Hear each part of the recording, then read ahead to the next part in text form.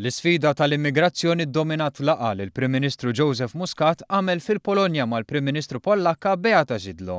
Waħda minn serje ta' 7 laqgħat li l-Prim Ministru qed jagħmel din il-ġimgħa bitħejjija għall-Presidenza Maltija tal-Kunsill tal-Unjoni Ewropea. F'din id-diskussjoni miftuħa ż-żewġ naħat tkellmu dwar il-pożizzjoni differenti tagħhom bil-Prim Ministru Malti jinnota li din turi l-attitudni ta' Malta fit-tmexxija tal-Kunsill tal-Unjoni Ewropea.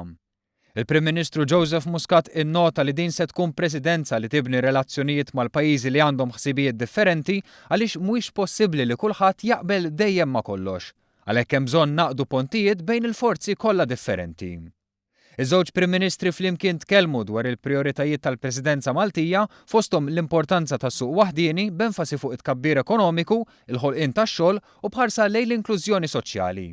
Iż-żewġ naħat tkellmu wkoll fuq l-impatt ta' Brexit u l-proċess relatat li se jitmexxa l quddiem fl-Unjoni Ewropea fi żmien li ġej.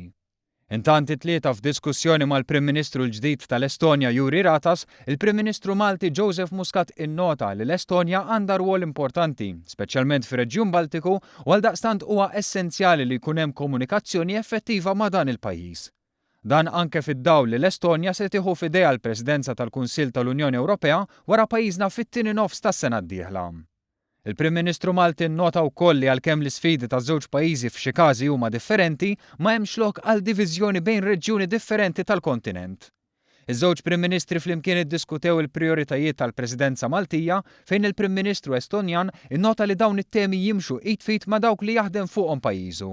Sostna li Malta u l-Estonja huma żewġ stati żgħar b'sitwazzjonijiet simili u għalhekk iħares il-quddiem li ż-żewġ pajjiżi jikkollaboraw bi presidenza li tibda minn Malta u tkompli fl-Estonja.